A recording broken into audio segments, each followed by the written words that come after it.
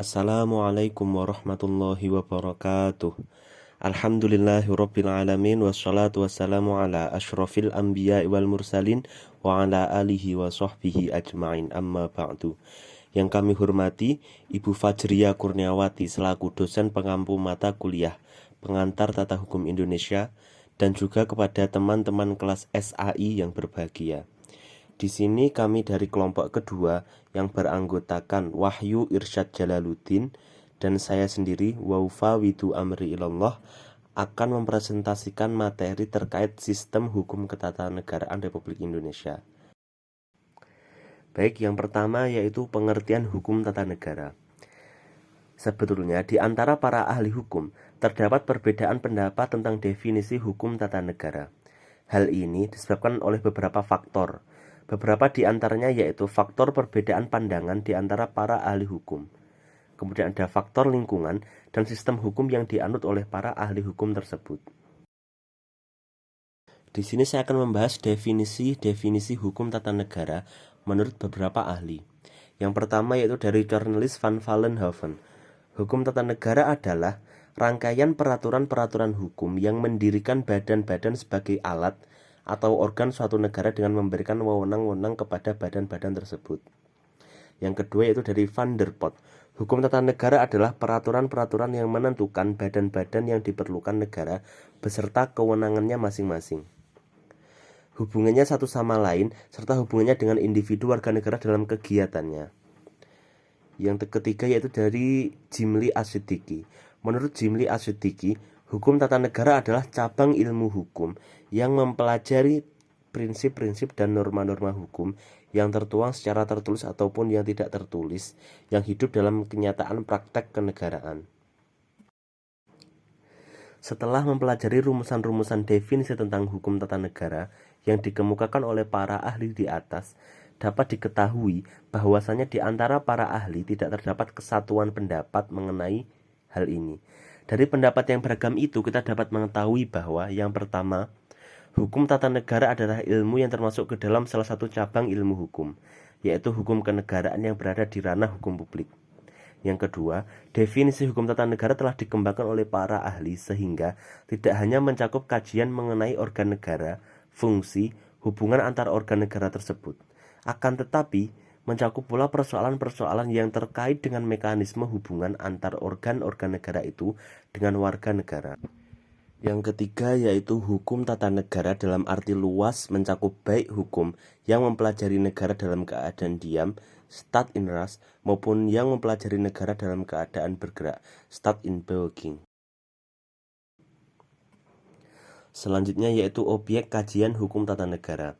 Objek kajian ilmu hukum tata negara adalah negara dan konstitusi, di mana negara sebagai objek kajiannya. Dalam hukum tata negara membahas semua aspek hukum yang berkaitan dengan negara tersebut. Demikian juga dengan konstitusi, mempelajari hukum tata negara, unsur utama yang harus dipelajari adalah konstitusi.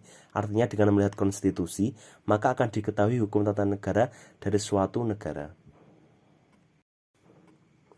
Menurut Ahmad Soekarjo, ruang lingkup hukum tata negara meliputi 4 objek kajian, yaitu yang pertama konstitusi, yang kedua yaitu pola-pola dasar ketatanegaraan, yang ketiga struktur kelembagaan negara dan mekanisme hubungan antar organ kelembagaan negara tersebut, yang keempat yaitu prinsip-prinsip kewarganegaraan dan hubungan antar negara dengan warga negara.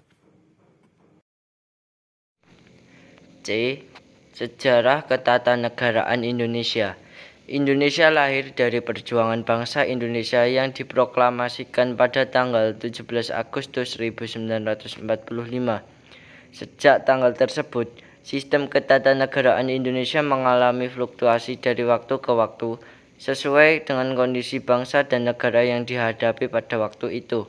Fluktuasi ketatanegaraan Indonesia dapat dilihat baik dari sejak awal kemerdekaan maupun pasca amandemen Undang-Undang Dasar Republik Indonesia tahun 1945.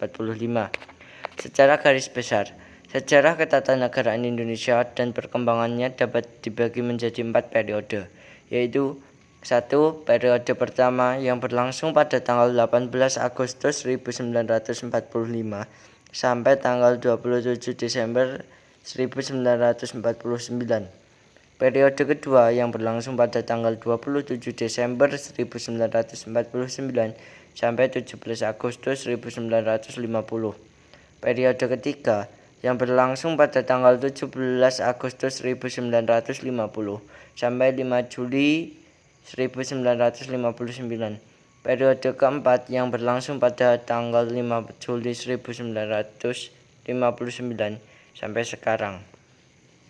D. Sistem ketatanegaraan berdasarkan Undang-Undang Dasar 1945. Undang-Undang Dasar 1945 tidak mengatur secara eksplisit sistem pemerintahan yang dianut. Namun, dari norma-norma konstitusi serta didasarkan pada doktrin atau konsep-konsep, diketahui bahwa sistem pemerintahan Indonesia adalah sistem pemerintahan presidensil. Salah satu hasil nyata reformasi adalah terjadinya perubahan sistem ketatanegaraan melalui serangkaian perubahan Undang-Undang 1945 yang dilaksanakan pada tahun 1999 sampai 2002.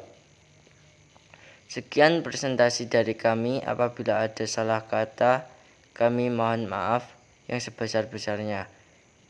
Wallahul muwaffiq ila aqwamit thoriq. Wassalamualaikum warahmatullahi wabarakatuh.